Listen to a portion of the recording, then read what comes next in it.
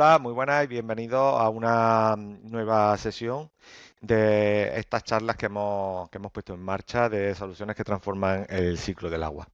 Recordad que esto es una iniciativa de la Oficina para la Transición Digital de Maxa en el marco del PERTE de digitalización del ciclo del agua y financiado por los fondos Next Generation gestionados por el Ministerio para la Transición Ecológica y el Reto Demográfico. Hoy vamos a hablar de modelos matemáticos aplicados a las redes de abastecimiento y de saneamiento y que desde el punto de vista de la transformación digital hablaremos de cómo convertimos datos, conocimiento técnico y herramientas digitales en mejores decisiones sobre nuestra infraestructura. Hoy en día, Maxa cuenta con experiencia técnica, con el conocimiento acumulado de los equipos en los planos y en los sistemas de información geográfica y en la respuesta diaria ante incidentes. Pero hoy podemos dar un paso más para integrar esa información representándola mediante modelos matemáticos. Y para ayudarnos a entender todo esto de los modelos matemáticos, contamos con Fernando Trujillo, responsable del área de Ingeniería Civil en IDON Sevilla, la ingeniería que está colaborando con EMASA en este ámbito y apoyándose en herramientas como Infowars de Autodesk. Muy buenas, Fernando. Hola, muy buena. Y por parte de Maxa tenemos a Sergio García, jefe del Departamento de Oficina Técnica y responsable de este proyecto en Maxa. Muy buenas, Sergio. Hola, buenas tardes. Bueno, pues vamos a empezar por Fernando, que nos cuente un poco qué es exactamente esto de un modelo hidráulico de red y con qué datos hay que alimentar este tipo de modelos. Sí, bueno, un modelo hidráulico al final, pues no es más que una herramienta que se genera con un software y que lo que nos permite es tener una representación, una réplica matemática y gráfica de la red de saneamiento, de abastecimiento, porque la modelización aplica tanto a ambos tipos de redes y que reproduce o trata a partir de las ecuaciones de comportamiento de la hidráulica del sistema, pues permite reproducir ese comportamiento y obtener, pues de manera, como veremos ahora, dentro de las distintas aplicaciones, de manera anticipada o bien a posteriori, a nivel de comprobación, pues datos variables de control de ese sistema. Pues en el caso de una red de abastecimiento pueden ser pues presiones, velocidades en la red, calidad a nivel de concentración de cloro, y en el caso de una red de saneamiento pues pueden ser igualmente caudales, niveles de agua en la red, etcétera, ¿no? Eh, ya digo, como digo, no deja de ser una idealización del sistema o trata de reproducir ese comportamiento del sistema, ¿no? Eh, ese sistema o ese modelo, ya digo, depende un poco de las necesidades o del fin al que responda, pues estará orientado de una manera u otra, ¿no? Hoy en día, con la gran cantidad de información, con la gran cantidad de datos, todos los sistemas de información geográfica que se disponen y las herramientas de cálculo tan potentes que se tiene, pues la verdad que se pueden llegar a construir y a reproducir modelos con un nivel de detalle muy, muy, muy elevado, ¿no? Y nos permite aportar mucha información, tanto a nivel predictivo, como digo, como a nivel de diagnóstico o análisis posterior, ¿no?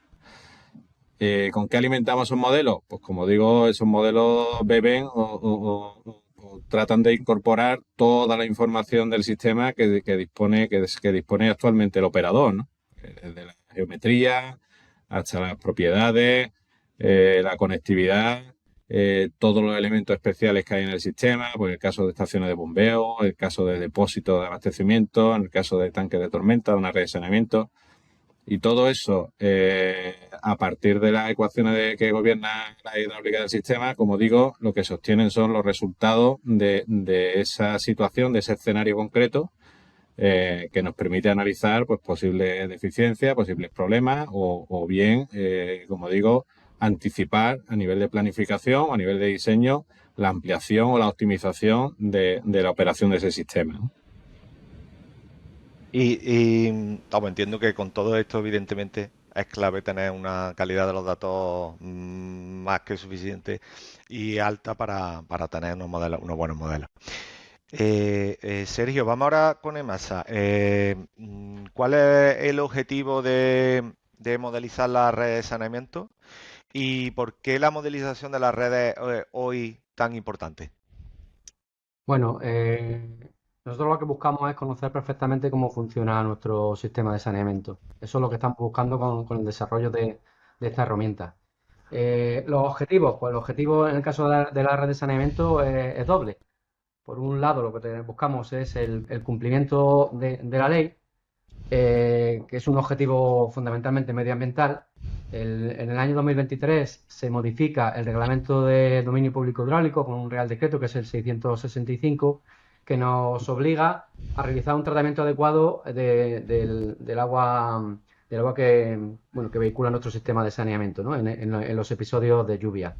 Históricamente, todas nuestras redes eran redes que eran sistemas unitarios, es decir, llevaban por la misma canalización tanto el agua residual como el agua de lluvia. Y cuando existía un episodio de lluvia, lo que ocurre es que el excedente, el agua que no puede vehicular esos colectores, se vehiculaba o se vertía a los arroyos, a los ríos. Históricamente se trabajaba con un alivio de 5:1, es decir, que cuando el caudal circulante era 5 veces el agua residual, bueno, pues se vertía al arroyo. Con eso se consideraba que se cumplía ese requisito medioambiental. ¿Qué ocurre? Que bueno, que eso ha ido evolucionando, eso se ha quedado muy precario, eso no conseguía un objetivo medioambiental de disminuir la contaminación en las cuencas, y lo que viene a dar cumplimiento a este Real Decreto, esta modificación del Reglamento de Dominio Público Hidráulico, es a esta mejora en estos vertidos. Lo que se persigue es, como digo, tratar el 60% del agua de lluvia, básicamente, que entra en nuestro sistema de saneamiento. Pues bueno, conociendo cómo funciona nuestra red en ciertos episodios de lluvias, podemos demostrar y podemos planificar nuestras redes de manera que consigamos ese objetivo legislativo y medioambiental. Ese es un primer objetivo. Y luego tenemos otro, que es conocer el funcionamiento de la red en episodios de lluvia intensa, de manera que podamos detectar puntos críticos y bueno, proyectar infraestructuras que eviten riesgo o daños en la ciudad.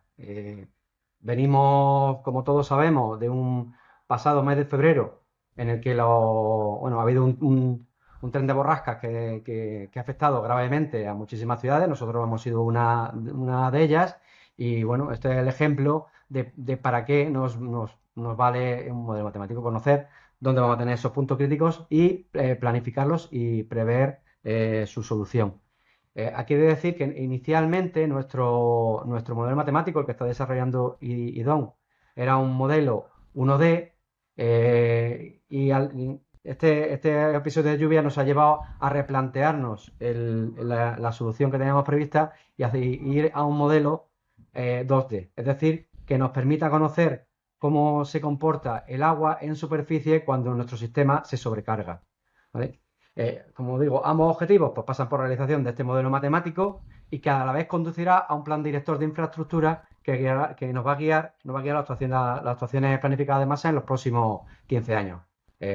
Por ejemplo, pues al final llegaremos a soluciones del tipo o tanque de tormenta o desvío de arroyos, o en las propias nuevas urbanizaciones que se desarrollen como consecuencia del desarrollo urbanístico de la ciudad, bueno, pues que cuenten con sistemas urbanos de drenaje sostenible que permitan el cumplimiento de este 60%. Y luego, no me lo has preguntado, pero no solo estamos con el modelo de saneamiento, también estamos con el modelo de De abastecimiento. abastecimiento. Sí, aquí los objetivos son parecidos. Necesitamos conocer conocer la red y planificarla para que en todos los puntos de suministro tengamos al final condiciones suficientes de caudal y presión. Y luego, en calidad, dar cumplimiento al Real Decreto al 3 de 2023, que establece los criterios sanitarios de calidad del agua de consumo. En EMASA, históricamente, hemos tenido una red que es muy robusta, y que estaba diseñada con unas dotaciones que venían del PGO, bueno, que está todavía en vigor, pero bueno, del PGO del año 2001, que tenía unas dotaciones altísimas, y eso nos condujo a unas redes pues con como digo, muy robustas, que los diámetros, desde la perspectiva actual, están algo sobredimensionados. Sobredim- ¿Qué nos ha ocurrido? Que la propia variación de la forma de consumir que estamos teniendo, unido a que se está desarrollando en Córdoba una red de agua no potable que está detrayendo volúmenes de la red de agua potable. Hasta ahora las acometidas de los riegos de parques y jardines, por ejemplo, salían de la red de, de agua potable. Al estar disminuyendo los consumos en esta red principal, pues estamos pasando de tener una red, como digo, que no tenía ningún problema, estamos en un comienzo de posibles problemas de calidad. Con este modelo vamos a poder detectar dónde es posible que tengamos esos problemas y tomar medidas de forma preventiva y, como digo, planificar y dentro de ese plan director, pues bueno, atacar también lo que es a la calidad del agua. Fernando, nos hablaba Sergio sobre el episodio de lluvia intensa y aquí te quería yo preguntar, ¿qué se hace concretamente con un modelo de este tipo en la mano? ¿Qué cambia la forma de trabajar respecto a no tenerlo? Sí, bueno, el hecho de disponer de una herramienta como esta, de lo que es un modelo bien sea de abastecimiento o bien sea de saneamiento en este caso, que sería el de una lluvia intensa, cambia radicalmente también la forma en la que se venía trabajando. ¿En qué cambia? Pues cambia las distintas fases de operación. Por ejemplo, anticipadamente. Pues anticipadamente, pues antes, cuando no se disponía de modelos, la forma habitual era decir, oye, pues va a venir. Hay que tener en cuenta que, por ejemplo, las alertas de AEMET se tienen ya con hasta 72 horas de duración, ¿no? O de antelación. Es decir, que permite preparar muy bien el sistema y prepararse el operador y preparar a la población, a la ciudadanía, ¿no? Entonces, antes, cuando se tenía el conocimiento de que se iba a acontecer un aguacero de ese tipo, pues ¿qué se hacía? Pues que un poco desde la experiencia de, oye, tal zona puede tener problemas y tal, pues se preparaba un poco o se intentaba organizar el sistema de manera paliativa, ¿no? ¿Qué es lo que nos permite trabajar con un modelo? Pues el modelo lo que nos permite es trabajar desde mucho antes, ¿no? Muy anticipadamente. Quiero decir, nos permite, para empezar, nos permite ordenar una planificación efectiva y real de lo que son las inversiones, porque tú puedes hacer diagnósticos sobre tu red ante diferentes hipótesis, diferentes escenarios, antes de que ocurra siquiera el evento. Y tú puedes, eso te permite pues hacer tu red mucho más resiliente, ¿no? Y planificar las inversiones necesarias para evitar esos problemas. En el momento que ocurra el aguacero, tú tienes también herramientas para ver exactamente con esa antelación, porque ya los tiempos, los motores de cálculo que tienen los software actuales, pues están muy optimizados y en cuestión de pocas horas tú puedes anticipar o puedes ver el resultado o el efecto que tendría una determinada lluvia, un determinado aguacero en tu red de saneamiento. Y es más, puedes incluso llegar a hacer análisis de lo que sería una planificación operativa anticipada, ¿no? Es decir, hacer análisis de sensibilidad y decir, oye, porque las previsiones son, a partir de 72 horas se tienen previsiones, pero empiezan a ser fiables a partir de 24 horas, ¿no? Es decir, oye, ¿qué ocurre si me cae un 20% más, un 30% más? Es decir, tú puedes jugar con escenarios para ver realmente el efecto y prepararte mucho mejor ante esa posibilidad. El tener una herramienta como esta, el tener un modelo matemático, te permite también una mejor gestión durante el propio fenómeno, ¿no? Es decir, oye, si yo estoy empezando a tener problemas, ¿qué medidas inmediatas podría hacer? Pues mira, oye, puedo abrir esta compuerta, puedo bajar este alivio, puedo forzar el bombeo o pararlo, en fin, te permite una operación casi en tiempo real en el propio sistema, ¿no? Incluso después del acontecimiento, después del aguacero, te permite un análisis y un diagnóstico mucho más preciso, ¿no? Es decir, lo que vendría a ser la calibración de los propios modelos. Todos los modelos al final son tanto mejores cuanto mejor son los datos de partida con los que alimentamos el modelo y mejor es la calibración o el ajuste que se hace de ese modelo con los efectos reales, ¿no? Entonces tú puedes, después de un acontecimiento de ese tipo, oye, ¿qué problema ha habido? ¿Por qué ha habido este problema? Pues efectivamente esto ha venido por este asunto, por esta cuestión. Aquí este tema es el que ha fallado y demás. Y todo eso te permite el buscar esa explicación para aprender y mejorar de cara al futuro. Eso es mucho más sencillo que una herramienta matemática. Si no la tuviéramos, pues posiblemente estaríamos un poco a ciegas. Es decir, ni podríamos sacar esas lecciones aprendidas, ni podríamos anticiparnos o planificar mejor o prepararnos mejor ante ese evento, ¿no? Eso es una de las cuestiones, entendemos, más importantes y más relevantes que permiten los modelos. Yo digo, los modelos vienen de la mano de todo el desarrollo tecnológico y de información que se tiene hoy en día, obviamente. Esto no podría ser posible si no se manejaran todos los sistemas de información geográfica, si no se manejaran las potencias de cálculo que se tienen hoy en día, el Big Data, toda la información que se tiene a día de hoy y que permite que esto sea una herramienta ágil y útil, ¿no? De cara a la gestión de un evento de este tipo. Pues si te parece, Fernando, te dejo la pantalla, nos cuentas esto un poco más en detalle de qué proyectos lleváis a cabo en IDON y un poco más esto que son de los modelos matemáticos, que yo creo que queda un poco abstracto y si lo vemos queda bastante más entendible. Muy brevemente contar un poco que somos IDOM, para quien no nos conozca, somos pues, una empresa, una firma de consultoría, ingeniería y arquitectura que bueno, realiza su labor, viene realizando su labor desde el año 57, es decir, tenemos casi 70 años de trayectoria con más de 5.000 profesionales repartidos por todo el mundo porque somos una multinacional con presencia en más de 125 países y oficinas permanentes en casi 50, ¿no? Entonces, bueno, quiero decir, tenemos ya una experiencia y de los profesionales y en este tipo de trabajo que se viene haciendo que es relevante, ¿no? Y dentro de IDON, los pilares o los valores fundamentales, entendemos dentro de los valores fundamentales que están el cliente y están las personas, pues en el fondo las empresas de consultoría e ingeniería somos las personas que lo formamos. Y dentro de los pilares también fundamentales que tenemos en IDON, pues uno de ellos importante es el de la sostenibilidad, ¿no? Este pilar de la sostenibilidad, digamos, es el que más se aproxima a todo lo que estamos comentando, que lo apuntaba antes Sergio además, relacionado con la modelización hidráulica. ¿Por qué? Porque tiene una componente práctica, digamos, de operación, de gestión y de optimización de los sistemas de abastecimiento y saneamiento, y tiene otra componente puramente normativa, de cumplimiento normativo, asociada normalmente a normativa de carácter ambiental, ¿no? Entonces, bueno, para nosotros el tema de la política de sostenibilidad está implantada en la empresa de hace mucho tiempo. Dentro de la política ambiental de la empresa se tiene también asumido hace mucho tiempo todos los objetivos de desarrollo sostenible.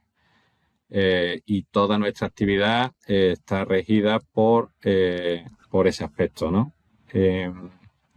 Bueno, ese es el tema de la sostenibilidad, está integrado en todas las facetas y en todas las fases de nuestra actividad, ¿vale? Se está implantado dentro de los propios planes de calidad y planes ambientales de los proyectos, está implantada la forma de trabajar, está implantado en los propios centros de trabajo, incluso en el comportamiento de las personas, pues con determinadas charlas y formación periódica que se le va dando. Nosotros estamos certificados dentro de la ISO, estamos además en proceso de certificación EMA. Digamos que el compromiso de la empresa con la sostenibilidad y con los aspectos ambientales es fuerte, es importante.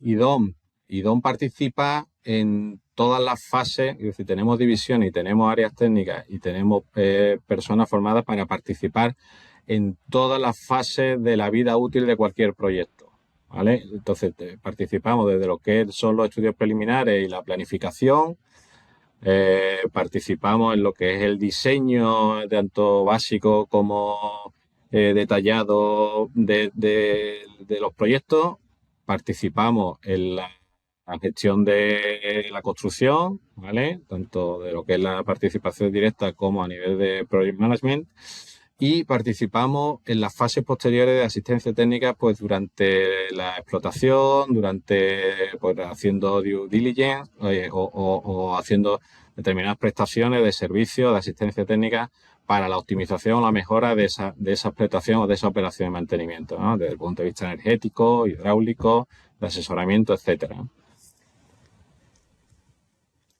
Como decía, somos una multinacional con presencia en más de 100 países y bueno, y personal formado en muy diferentes aspectos, ¿no? Dentro del ámbito de la ingeniería, el tema de la modelización estaría dentro de lo que sería nuestra área de water, lo que es agua, que como digo, contempla todo lo que es desde la planificación hasta el diseño, construcción y posterior asistencia técnica durante la operación de cualquier tipo de infraestructura hidráulica, ¿vale?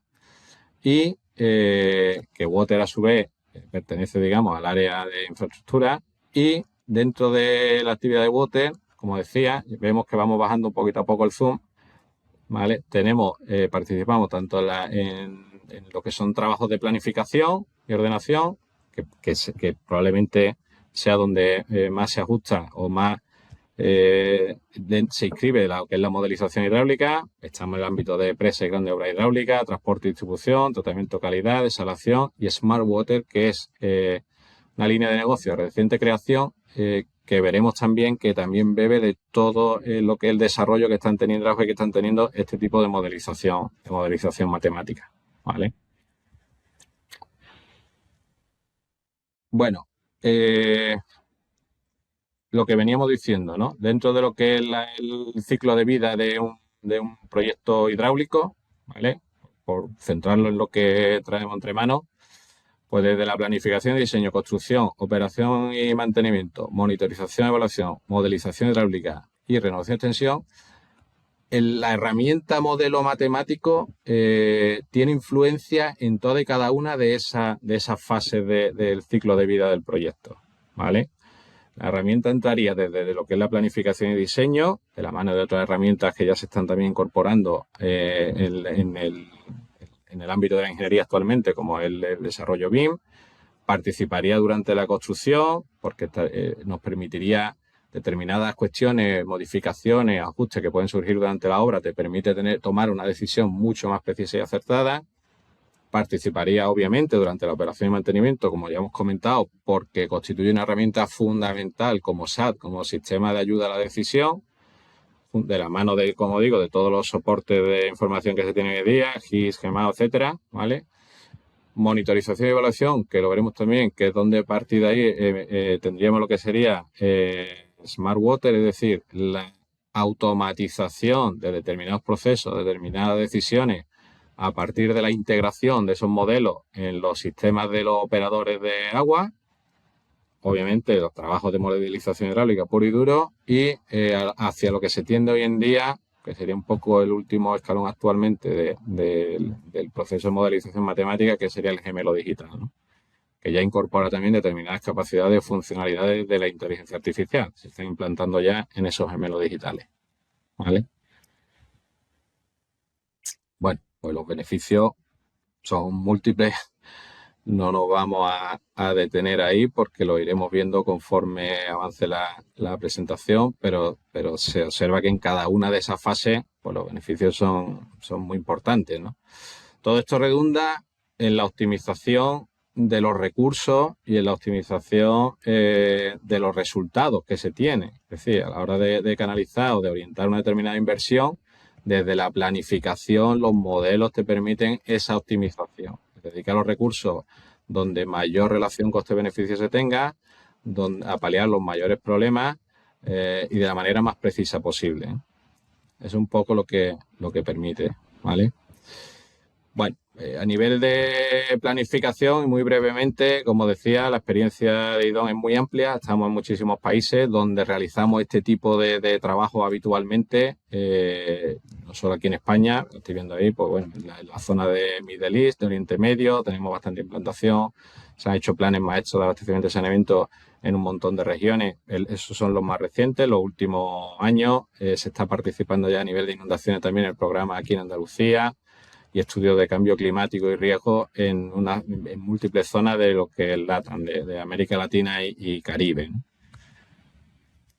Pues ya digo, muy brevemente, estamos abordando también, por ejemplo, todo lo que es los planes integrales de gestión de sistemas de saneamiento, que como comentaba antes Sergio, derivan o emanan de un aspecto normativo, el famoso Real Decreto de 2023, pues lo estamos haciendo en varias ciudades. Solo aquí en Andalucía estamos en Sevilla con Emasesa, estamos en Chiclana con Chiclana Natural, estamos en Cádiz con Agua de Cádiz, Estamos en Córdoba, obviamente, ahí con vosotros, que ahora lo veremos y nos pararemos un poquito más a ver con más detalle cómo ha sido el proceso. En fin, estamos en un montón de los grandes operadores, que son los grandes operadores importantes, como puede ser Maxa, que son los que se han iniciado preferentemente a abordar este tema, ¿no? Es importante aclarar, como comentaba antes también Sergio, que la modelización tiene dos vertientes. Tiene la vertiente puramente normativa de cumplimiento que obliga el Real Decreto de 2023 y tiene la parte operativa que está más asociado a prevenir inundaciones. El primer aspecto, un aspecto normativo, es más relacionado con la calidad y con de los vertidos. Y el segundo aspecto es un aspecto, como digo, más de gestión de la red para evitar daños por inundación. Ambos se pueden abordar con el modelo matemático. Bueno, como decía, estamos en Córdoba, en el sistema con todos los sistemas que gestionados por Emproaxa. ¿Vale? En Georgia, tanto en Tbilisi como en Rustavi, son las dos principales ciudades, también se llevaron a cabo los planes maestros de abastecimiento y saneamiento. En fin, en Arabia Saudí se ha hecho un despliegue enorme por todo el país, no solo a nivel de planificación, sino también de diseño conceptual y detallado, pues con motivo de toda la inversión que se está canalizando en mejorar el abastecimiento y saneamiento.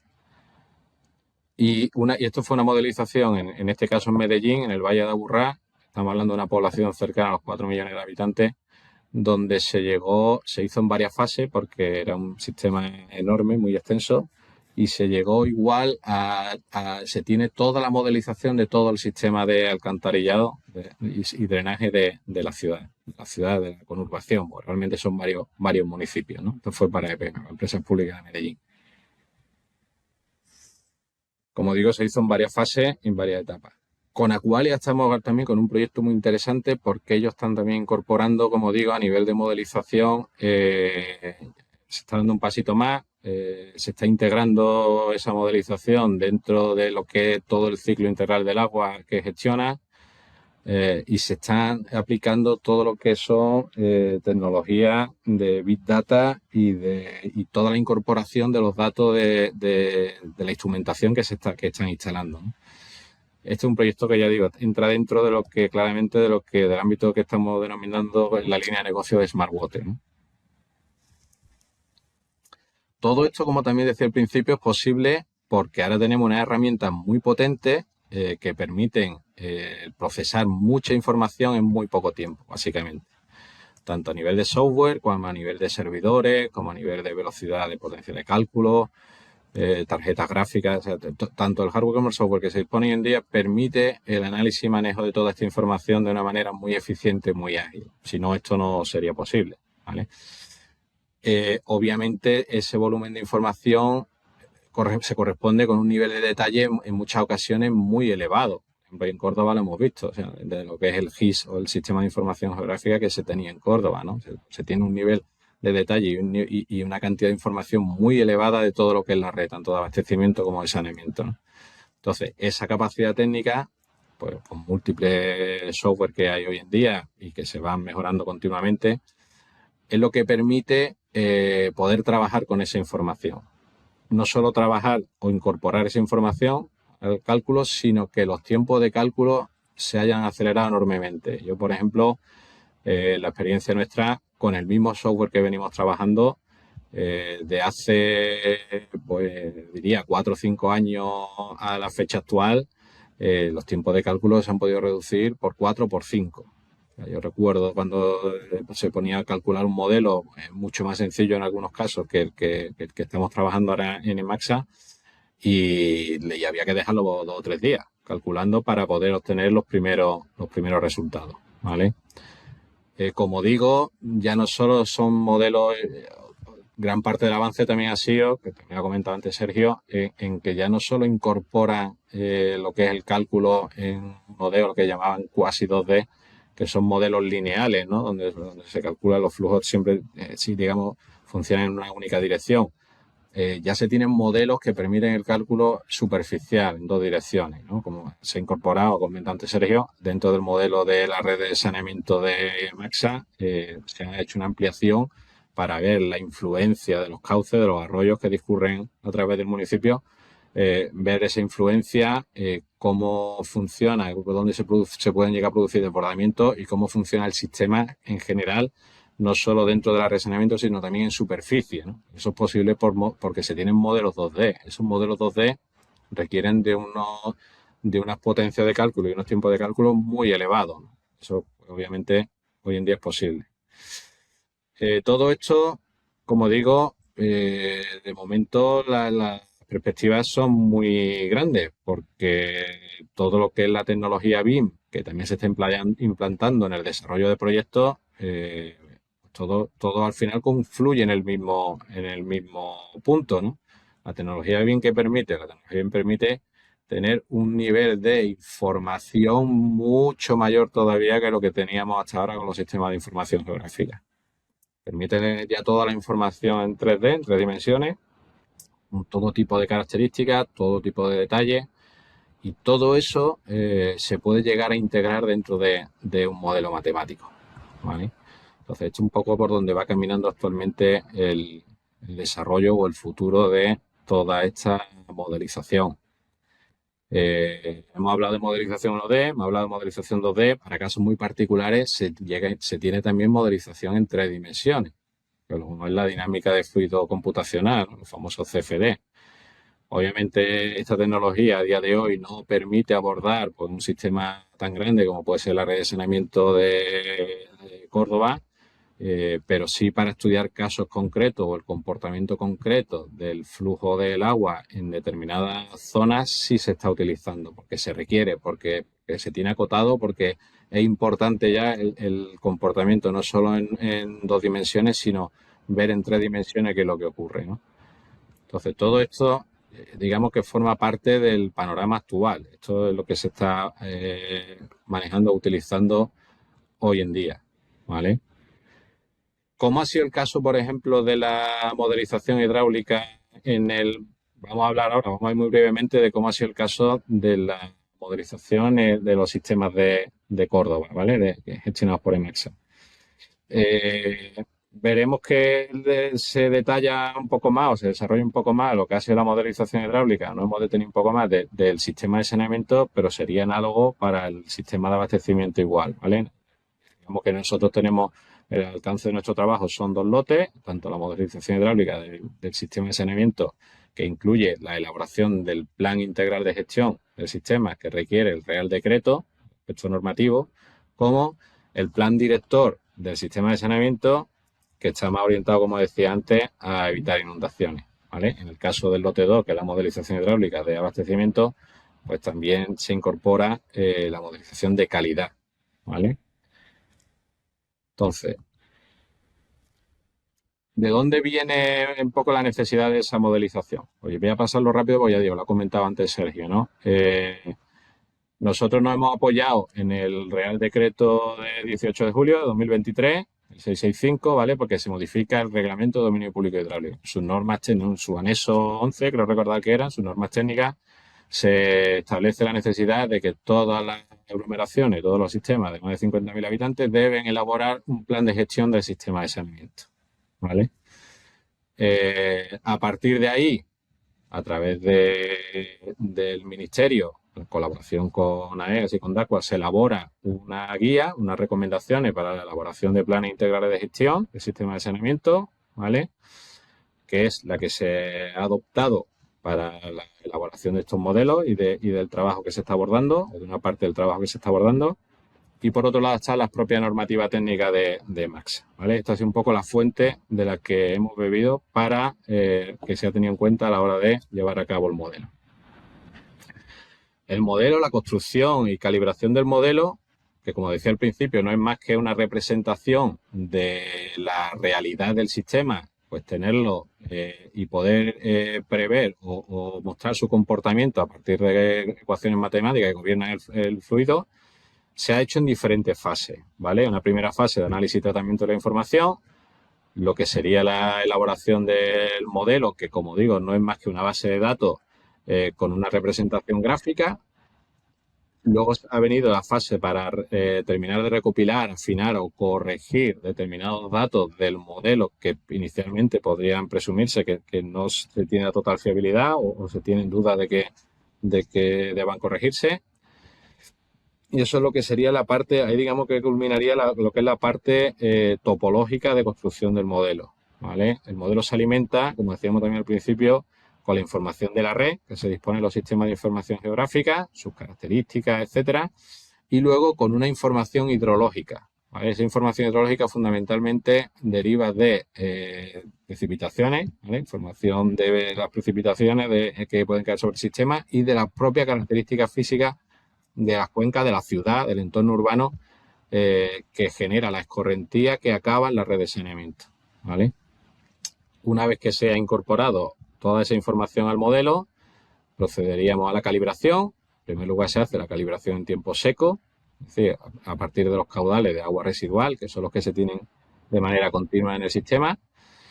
Posteriormente se haría la calibración en tiempo de lluvia, ¿vale? Para poder hacer esa calibración en tiempo de lluvia, pues hay que previamente fijar una serie de eventos y demás que son los que se van a analizar o se van a estudiar, ¿vale? Entonces vamos a intentar muy rápidamente ver cada una de esas fases.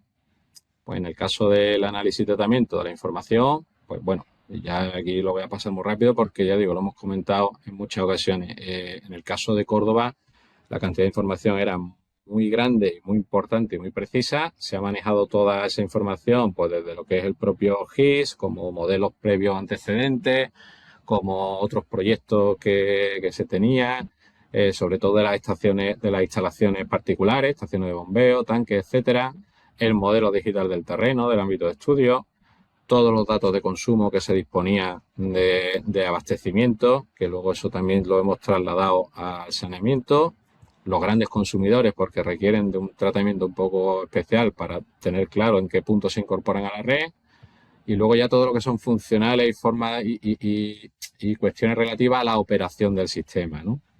Entonces, todo eso se ha recopilado y se ha incorporado al modelo. También se han recopilado posibles desarrollos futuros a tener en cuenta, ¿vale? De cara a esa prognosis futura. Con toda esa información se ha elaborado el modelo, ¿vale? El modelo no es más que una base de datos con un entorno geográfico, ¿vale? Con un visor. El modelo son pues prácticamente como unos 1000 kilómetros de red, es decir, en tubería como de aquí a Barcelona, y 37.000 pozos de registro. Todo eso se ha incorporado a la modelización. El software utilizado para ello, viene ahí un poco en la cabecera, ves el software de Infoworks ICM, que bueno, que ahora ha tenido diferentes denominaciones. La última versión creo que se llama ya Infoworks Siewert, que ahora también pertenece a Autodesk, ¿vale? Con lo cual está totalmente integrado en todo el software y paquete de programa de aplicaciones de Autodesk. Dentro de lo que son las características de la red, como digo, se ha incorporado también, pues, además de longitud, de conectividad, etcétera, todo lo que son secciones especiales, que no son, digamos, no responden exclusivamente a tuberías circulares estándar. Pues tenemos ahí que hay 9 tipos de secciones especiales que aproximadamente afectan a como un 10% de la red, ¿vale? Esos tipos de secciones especiales, pues 6 son tipo estándar, entendernos, es decir, que están parametrizadas, están geometrizadas y son comerciales. Hay 34 tipos que se han modelado específicamente para el modelo.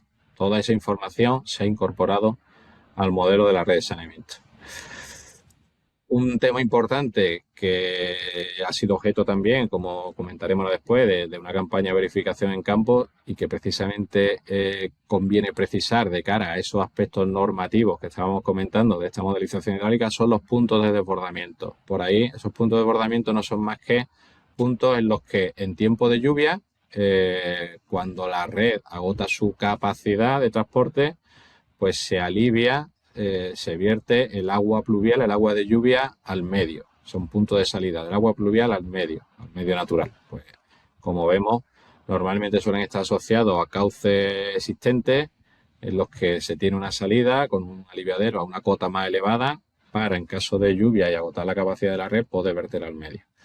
Esos puntos de desbordamiento son importantes y, como digo, han sido objeto de una campaña de levantamiento específica en campo para verificar sus condiciones, su geometría, las cotas, porque, como veremos ahora después, el cumplimiento normativo que se pretende analizar con este modelo depende en gran medida de ello, ¿vale?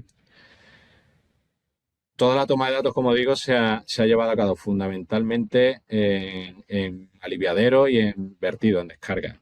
Otro aspecto importante que para lo que ha servido la toma de datos y que permite la depuración o optimización del modelo es la corrección de determinadas discordancias que se pueden llegar a producir con la importación cruda, digamos, de los datos del sistema de información geográfica, ¿no? Pues oye, puede ocurrir porque sabemos que muchas veces pues los sistemas de información geográfica se alimentan sucesivas y se van actualizando conforme se van ejecutando proyectos y se van teniendo nueva información, nuevos datos, pero esos datos muchas veces topográficos, pues a lo mejor unos datos son más antiguos, otros datos se han llevado a cabo con bases de referencia diferentes, en fin, todo eso se chequea, se revisa y se analiza para evitar, pues, posibles, ya digo, discordancias como las que se muestran, ¿no?, en algunas imágenes, y que la red tenga un sentido y nos aseguremos de que el cálculo luego se realiza correctamente, ¿vale? Revisamos obviamente con un poquito más de detención y de detalle todo lo que son los grandes colectores, obviamente, ¿vale? A partir de 500 milímetros de diámetro suelen ser grandes colectores y esos tienen una mayor incidencia en el comportamiento de la red, ¿vale? Hasta ahí, como hemos contado antes, vendría lo que es el ajuste topológico y geométrico de lo que es el modelo. El modelo no solo se alimenta con la geometría y las características propias de la red, sino también con el módulo, digamos, hidrológico, que lo que viene a simular es el comportamiento de la lluvia, de un aguacero en la ciudad. Cuando la lluvia cae, en la ciudad se genera escorrentía, el agua escurre, acaba por los sumideros, los invernales, acaba dentro de la red de saneamiento. Esa información hay que incorporársela al modelo, al sistema. Para ello, pues a nivel de superficie, a nivel de geometría de las cuencas, se ha adoptado el MDT, ¿vale? Del uso 30, el ETRS 89, que está contrastado y está bastante ya de aplicación general en este tipo de estudios y de trabajo. Se han tenido en cuenta todos los usos del suelo que se establecen en el PGO, en el Plan General de Ordenación de la Ciudad de Córdoba. En función del uso de suelo, pues se le asigna una determinada o mayor o menor facilidad de almacenamiento o de generación de esas escorrentías. No es lo mismo que obviamente la lluvia que cae en las calles, en el aglomerado, en los viales, que la que pueda caer en un parque, ¿no? Todo eso se tiene en cuenta y se define dentro del modelo. A partir del MDT y de los usos de suelo se generan las microcuencas que llamamos. Esas microcuencas no es más que la identificación de las pequeñas superficies o parcelas de la ciudad, tanto de viales como de viviendas, como de zonas verdes, etcétera, que drenan o cuya escorrentía acaba, asumimos que entra por un determinado pozo. Todo eso hay herramientas matemáticas que permiten realizar esa asignación para tener el modelo completo, ¿vale? Una vez que ya se tiene incorporada toda la geometría y todas las características hidrológicas en el modelo, pasaríamos a lo que sería la calibración en tiempo seco. Es decir, ya tenemos un modelo que funciona, que es donde se le da a computar al modelo y el modelo calcula y arroja un resultado. ¿Qué se trata ahora? Se trata de ver o de ajustar. Normalmente no suele ocurrir que la primera vez que calculemos el resultado que dé sea el preciso. Entonces, una vez que se ha hecho eso, se trata de ajustar los resultados del modelo a la realidad de la respuesta de mi sistema. ¿Para eso qué hacemos? Para eso lo que hacemos es apoyarnos en instrumentación previa. Es decir, solemos coger... Esto no deja de ser, la calibración no deja de ser una prueba, un test que se le hace al sistema. Es decir, si yo tengo una lluvia conocida que me cayó hace 3 años, porque conozco la lluvia, porque tengo los pluviómetros que me registraron esa lluvia, y tengo la respuesta del sistema porque tengo el ignímetro, que es otra instrumentación útil que requerimos, tengo el ignímetro instalado en la red y me determinan los niveles de que alcanzó el agua en determinados colectores de la red, yo puedo probar mi modelo con esa lluvia y ver si los resultados que obtengo de nivel en la red se corresponden o no con con lo que aconteció realmente, con la medida real que tuvimos, ¿vale? Entonces, eso es lo que llamamos proceso de calibración. Si cojo un día que no llovió y solamente me quedo con los caudales que se generan en tiempo seco, que llamamos los caudales residuales habituales, pues tendré la calibración en tiempo seco. Si lo que uso es un pluviómetro y la lluvia que se registró, pues tendré la calibración en tiempo de lluvia, ¿vale? Empezamos normalmente con el tiempo seco porque es más sencillo calibrar un modelo en tiempo seco que en tiempo de lluvia. Y además es lo que se debe hacer primero porque ya ahí evitamos, corregimos muchos posibles errores que pueda tener el modelo y que no hayamos detectado hasta este punto. Entonces, en el caso de Córdoba, pues se recopiló la información de toda esta instrumentación, tanto del indímetro como de caudalímetro, de medidores de nivel. Se obtuvieron las curvas, los patrones de consumo, como digo, para el tiempo seco, discriminando en invierno y verano y discriminando también por tipología de consumo que se le fue asignando a cada una de las cuencas. No es lo mismo el consumo que se tiene en un área industrial ni la distribución a lo largo del día que el consumo que se tiene en una vivienda o en un edificio de oficina, por decir algo, ¿vale? Entonces todo eso se particularizó en cada una de las cuencas y se vieron los resultados correspondientes. La calibración no deja de ser un proceso iterativo, ¿vale? Como digo, pues es muy difícil que en la primera computación del modelo se tengan resultados satisfactorios. Se prueba y esto es un proceso de ensayo y error, ¿no? Y se van ajustando parámetros. ¿Qué parámetros se ajustan? Pues se ajustan las curvas, se ajustan las dotaciones, se ajustan los consumos. En el caso de que sean inciertos, digamos, que en este caso no era, se disponían los consumos reales. Y se ajusta también incluso la distribución de la población, ¿vale? Todo ello para llegar a unos resultados que permitan que la curva que nosotros tenemos de cálculo se corresponda con la realidad, ¿vale? En este caso, como es tiempo seco, pues las curvas suelen ser normalmente muy planas y suelen tener simplemente ligeras fluctuaciones pues que dependen de las horas del día en las que hay más o menos consumo, ¿no? Cuando ya se ajusta, más o menos damos por concluida esa fase. En el caso de la calibración en tiempo de lluvia, como digo, ahí se requiere otra serie de información adicional, que son la información pluviométrica, la información de los pluviómetros. En este caso, para cumplir también con un aspecto normativo importante que requieren los PICS, los planes integrales de saneamiento, se obtuvo lo que la norma técnica del Real Decreto define como PD80. La PD80 es una lluvia frecuente que caracteriza al sistema y se llama así, o se le ha puesto ese nombre, porque es la lluvia que se corresponde con, o que podría acontecer con una probabilidad del 80%, o que no se supera en el 80% de los casos, ¿vale? Para ello eso tiene un proceso que viene perfectamente establecido tanto en las normas técnicas como en la propia guía que mencionábamos antes, pues que se cogen los 10 últimos años de cada estación, se ve la distribución tienen que ser estaciones automáticas de AEMET, ¿vale? Que son las que tienen valores o registros 10 minutales, es decir, tenemos registrado la precipitación caída cada 10 minutos en esas estaciones. Con esos registros se ve la precipitación que no se supera, un ajuste estadístico de los mismos, y se ve la precipitación que no se supera en el 80% de los casos, y esa es la que se identifica como PD80. En este caso, en el caso del sistema de Córdoba, como había dos estaciones que participaban o hacían parte del sistema, pues se ponderan proporcionalmente cada uno por la superficie o el área que le corresponde para obtener finalmente una precipitación, una PD80, pues que está en el entorno de los 15 milímetros. Este valor suele ser bastante habitual en los grandes sistemas, en los estudios que estamos llevando a cabo, y nos estamos encontrando que suele ser un valor que varía poco dentro de lo que es el ámbito de Andalucía, pues nos encontramos valores entre 14,5 y 15,5, por ahí están, ¿vale?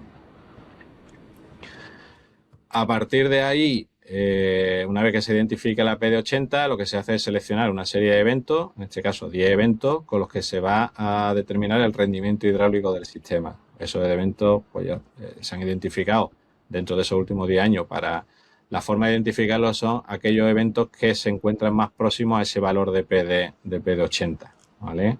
Bueno, Ya digo que todo esto está establecido dentro de lo que es la propia norma técnica y la guía de desarrollo que ha elaborado posteriormente el Ministerio. Esas lluvias son las que corresponden a la evaluación del aspecto normativo de la modelización. Como digo, luego hay otra parte más asociada a los efectos, el análisis, estudio de efectos y medidas para adoptar frente a la inundación, que ya no son, el objeto del estudio de las lluvias no son las lluvias frecuentes, sino son las lluvias extraordinarias. Son lluvias que tienen periodos de recurrencia de 10, 15 o hasta 25 años de periodo de retorno, ¿vale? Ahí el caso es el contrario. Una lluvia, por ejemplo, que digamos que está asociada a un periodo de retorno de 10 años, es aquella que tiene una probabilidad de 1 partido por 10, es decir, de un 10% de ocurrencia, ¿vale? Entonces nos estamos yendo al caso extremo, a lo que son las precipitaciones con baja probabilidad de ocurrencia. Todas esas se han determinado también. En el caso se realizan ajustes estadísticos para las estaciones objeto de estudio y se determinan los hietogramas con los que luego se alimentará el modelo, ¿vale? Antes de introducir esos hietogramas en el modelo para determinar tanto lo que es el rendimiento hidráulico como los efectos de posibles lluvias adversas o extremas, hay que hacer el ajuste, lo mismo que se ha hecho en tiempo seco, hay que hacerlo para tiempo de lluvia a calibración del modelo, ¿vale?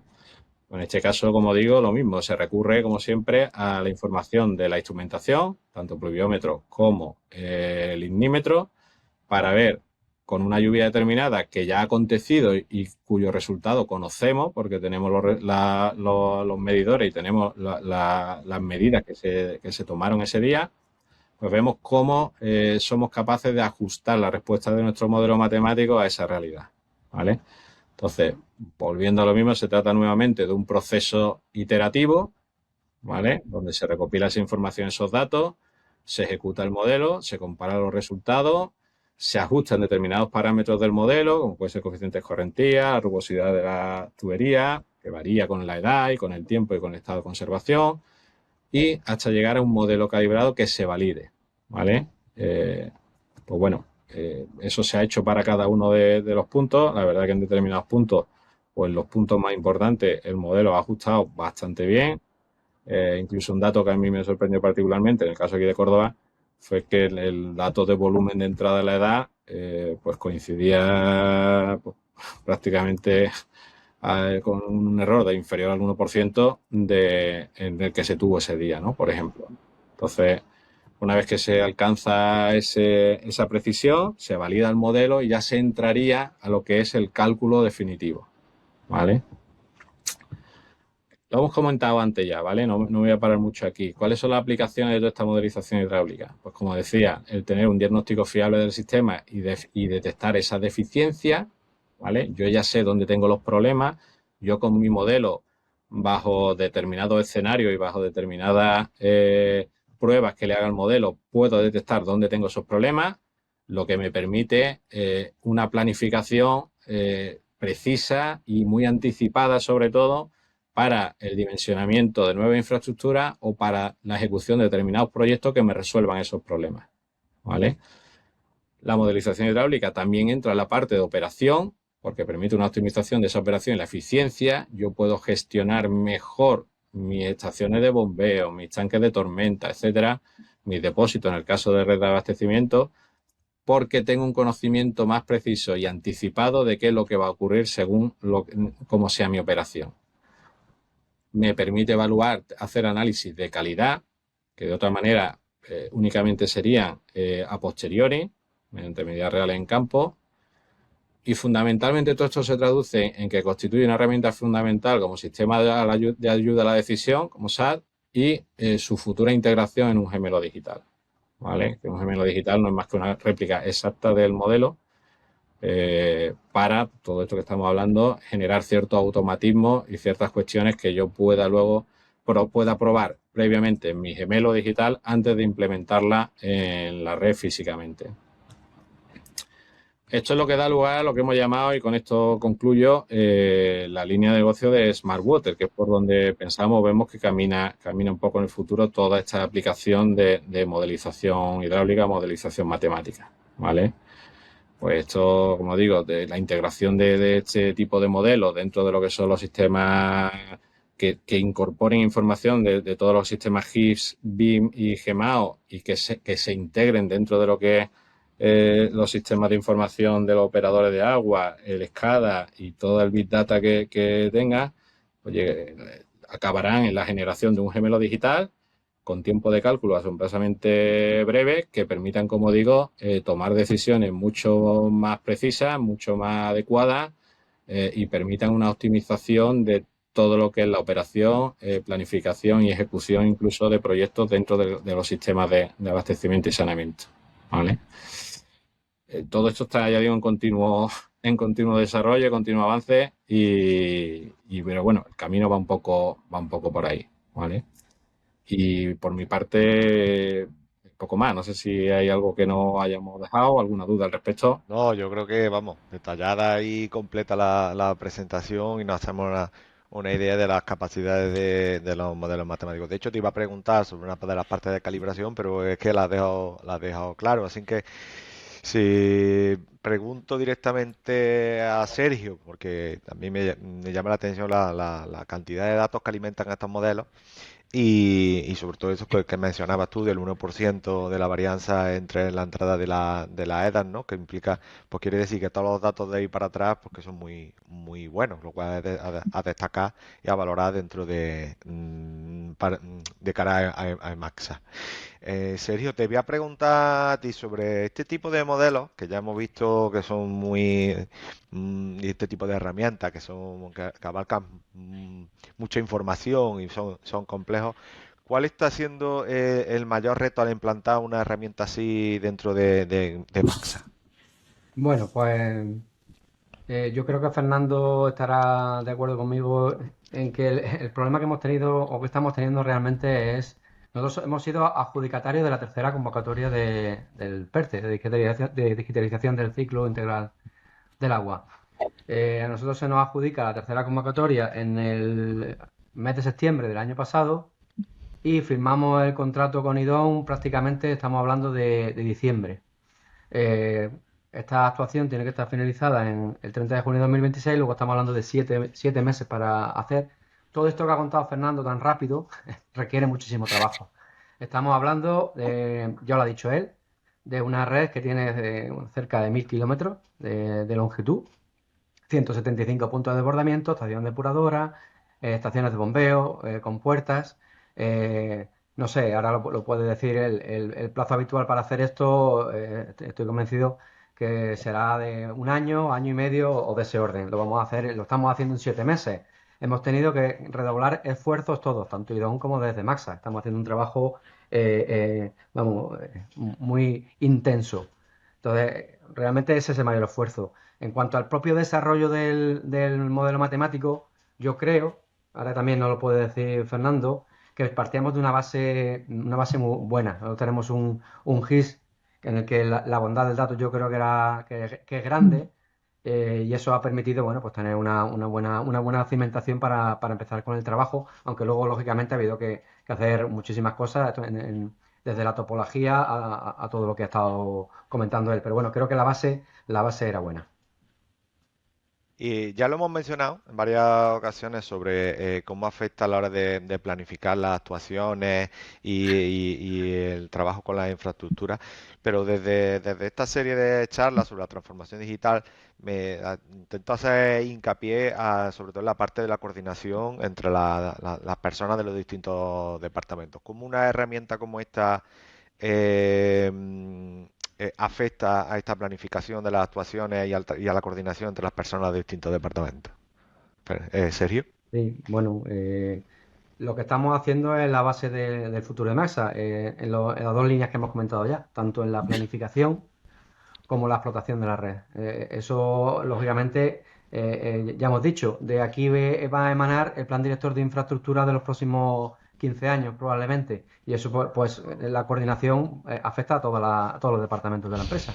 Todos vamos a estar implicados para poder cumplir tanto a nivel, como hemos dicho, legal, como a nivel de explotación. Y luego, por supuesto, el día a día, esa explotación, esa utilización de esta herramienta para poder utilizar las redes de la mejor manera, tanto en el abastecimiento como en el saneamiento.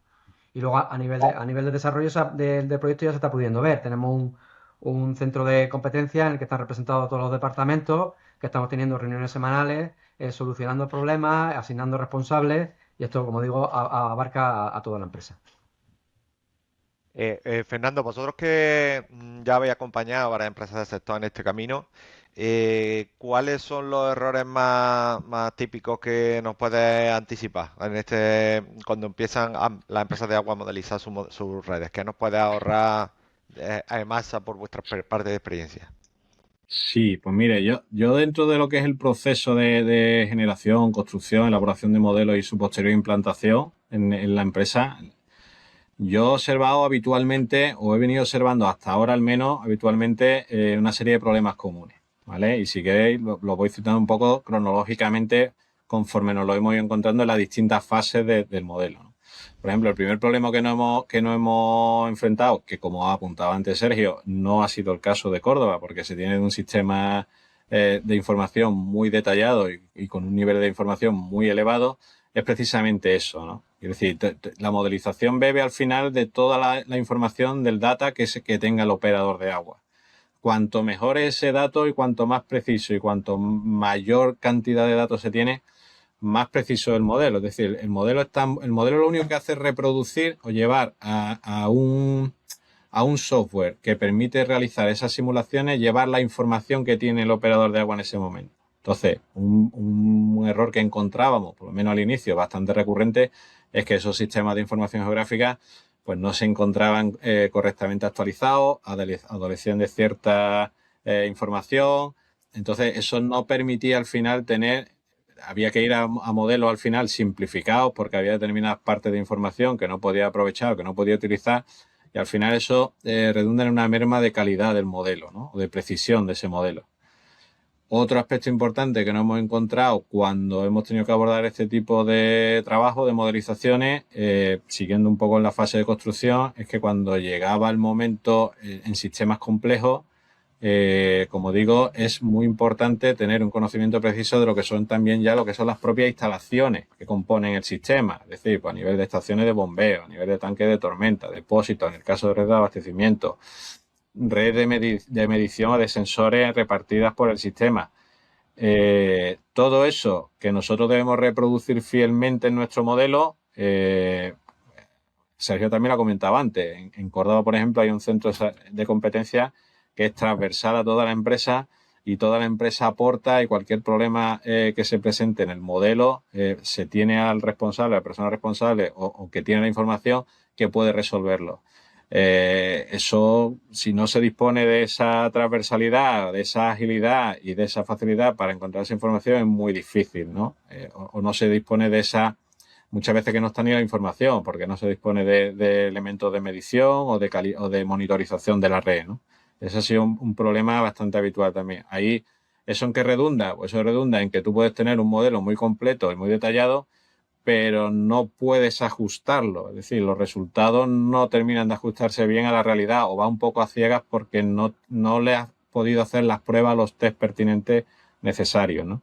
Y luego un tercer y último problema, si me permite, que también ha sido bastante generalizado hasta ahora, es que muchas veces estas herramientas de modelización, quizá influenciadas por las dos cuestiones previas que acabo de comentar, una vez que terminabas el trabajo y terminabas de construir el modelo y proporcionar el modelo al cliente, el modelo se quedaba ahí.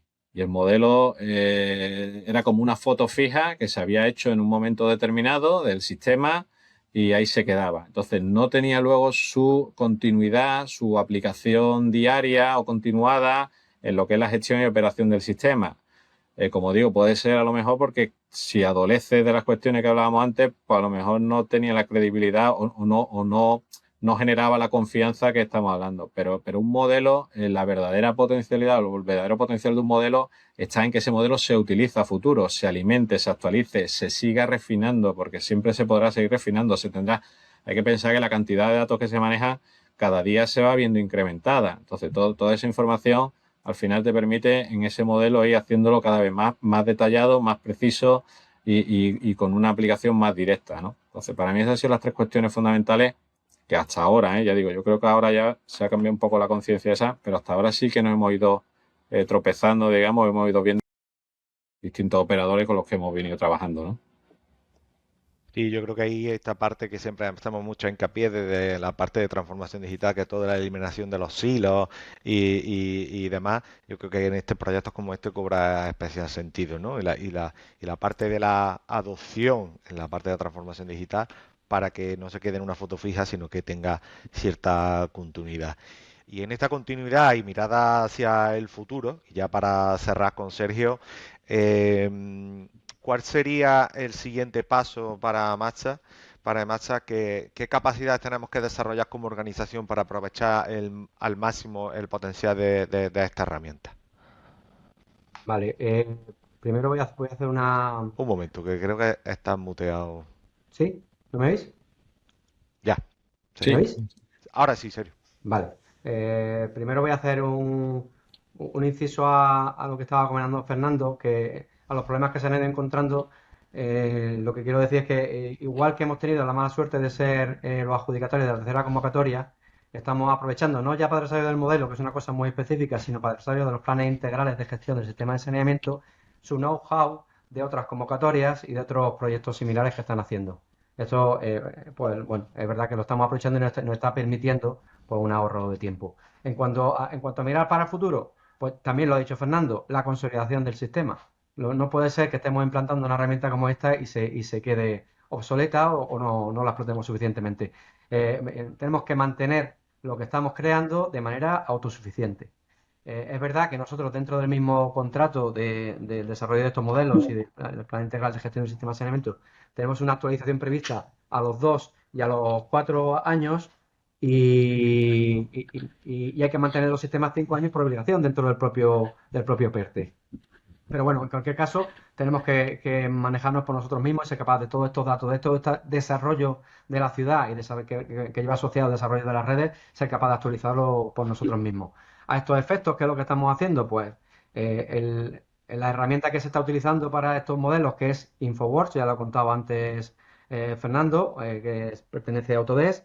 Nosotros hasta ahora, históricamente, utilizábamos otra herramienta que era EPANET para el abastecimiento y Swift para el saneamiento. Bueno, pues nos tenemos que formar en esta herramienta y lo estábamos haciendo también dentro del mismo contrato.